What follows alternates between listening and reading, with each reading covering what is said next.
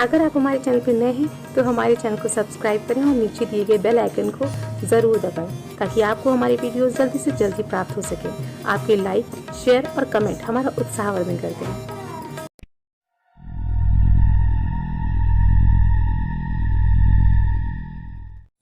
अयोध्या एक वो अयोध्या है जहां भगवान श्री राम ने जन्म लिया और वो अयोध्या जिसे पूरी दुनिया जानती है। लेकिन आज हम आपको जहां लेके आए हैं वो भी अयोध्या है। वहां भी सरयू ही बहती हैं और वहां भी भगवान राम रहे हैं। अब आप कहेंगे कि दो अयोध्या कैसी? मैं आपको समझाता हूं।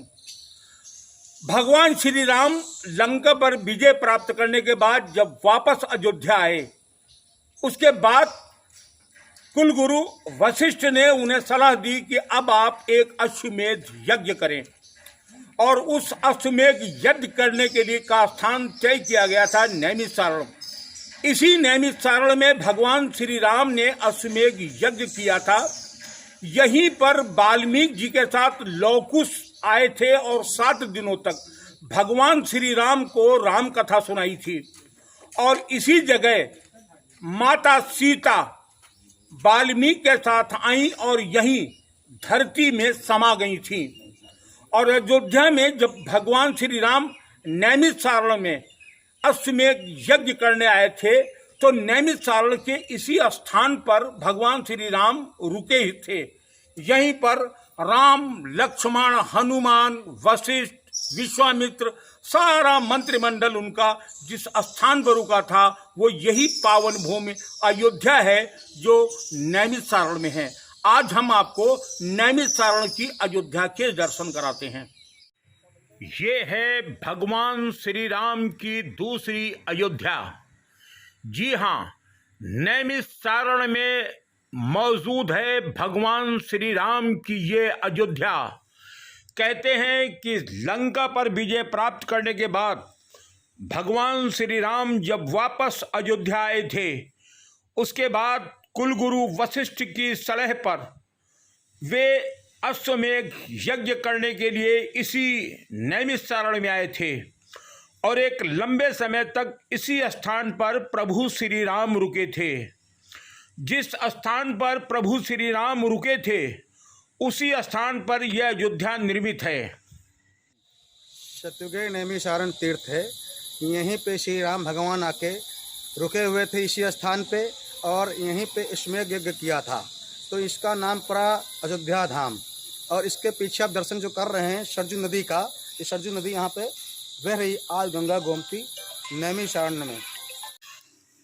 अत्यंत प्राचीन मंदिर इस अयोध्या में आज भी विद्यमान हैं। यहाँ के मंदिरों में जो चित्र बनाए गए हैं, जो आकृति बनाई गई है वो अत्यंत प्राचीन है और उसे देखकर लगता है ये मंदिर अत्यंत प्राचीन है। हालांकि ये मंदिर हनुमान जी का बताया जाता है, लेकिन इसके अंदर और जो तमाम सी मूर्तियां स्थापित हैं वो इसी अयोध्या की खुदाई में निकली हुई अलग अलग मूर्तियां हैं। वो मूर्तियां किसकी हैं या किस देवता की हैं इसका अनुमान अब इसलिए नहीं लग पाता है कि मूर्तियां खंडित भी हैं और उनके ऊपर बाकायदा सिंदूर और घी का लेप कर दिया गया है। लेकिन अत्यंत प्राचीन हैं ये मूर्तियां और यह मुख्य रूप से हनुमान जी का मंदिर है जो काफी प्राचीन बताया जाता है। इस अयोध्या में हनुमान जी का एक विशाल मंदिर है और साथ ही जहां इस समय मैं मौजूद हूं हमारे ठीक पीछे राम, लक्ष्मण और जानकी का एक मंदिर है। हम राम, लक्ष्मण, जानकी की तो दर्शन कराएंगे आपको, लेकिन इसी मंदिर के एक कोने में एक अद्भुत और विलक्षण मूर्ति है।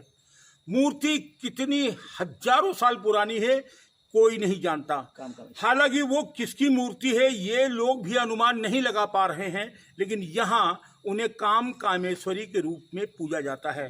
कहा जाता है शिव और पार्वती का ये काम मुद्रा की मूर्ति है।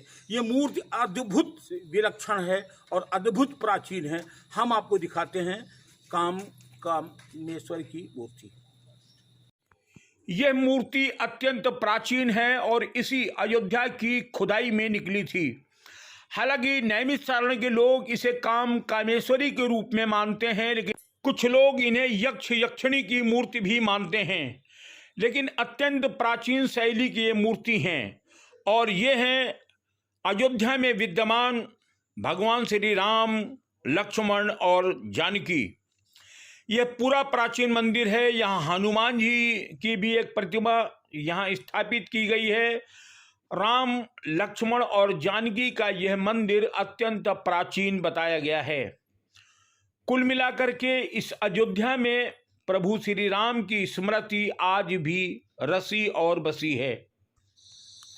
और सनातन से इस सतयुग नैमिषारण्य का तीर्थ है और सतयुग से ही यहाँ पे अयोध्या का वास है। चारों तरफ जंगल घनघोर है और आदि गंगा गोमती यहीं पे बह रही है। सरयू की धारा भी यहीं से प्रभावित हो रही है और घनघोर जंगल यहाँ पे आने में बहुत मुश्किल लग जाता है। अयोध्या और नैमिषारण्य दोनों पूरक हैं एक दूसरे के। भगवान राम ने जब अश्वमेध यज्ञ किया था तो वो यज्ञ नैमिषारण्य में हुआ था और पूरे 2 वर्ष तक अयोध्या का शासन नैमिषारण्य से संचालित हुआ था। यहीं पर महाराज राम को वाल्मीकि जी के निर्देश पर लवकुश ने पूरी रामायण का पाठ सुनाया था। उस समय बड़े बड़े राजमार्ग बनाए गए थे और अयोध्या की सरकार यहाँ से चली थी। पूरे नैमिषारण्य को सुंदर और विकसित किया गया था। आज भी नैमिषारण्य में अयोध्या के अवशेष उपलब्ध हैं। अयोध्या नैमिषारण्य का वो भूभाग है जो गोमती नदी के तट पर एक विशाल वट वृक्ष के समीप है और उस स्थान की विशेषता ये है कि वहाँ वीरों के वीर महावीर आज भी विराजमान हैं। महावीर जी उस वृक्ष की खोह से निकले थे और आज भी उस खोह में वो विराजमान हैं। श्रद्धालु वहाँ जाते हैं और अपने को धन्य समझते हैं वहाँ दंडवत लगाकर। अयोध्या का कण कण पुण्यदायी है, मोक्षदायी है। नैमिषारण्य का कण कण भी मोक्षदायी और पुण्यदायी है। इसी अयोध्या में गोमती का तट, जिसे यहाँ नैमिषारण्य के लोग सरयू ही बोलते हैं, वहाँ पर यह विशाल वट वृक्ष है। ऐसी मान्यता है कि जब भगवान श्री राम यहाँ रुके थे तो हनुमान जी ने अपना स्थान इसी वट वृक्ष के नीचे बनाया था और इसी वट वृक्ष के नीचे हनुमान जी रहे थे। और उनका चमत्कार भी अभी कुछ दिन पहले इसी वट वृक्ष में देखने को मिला कि लगभग 3.5 से 4 फीट की एक मूर्ति इस वट वृक्ष के बाहर आई, कुछ दिन दर्शन दिया और फिर वो इसी में समा गई।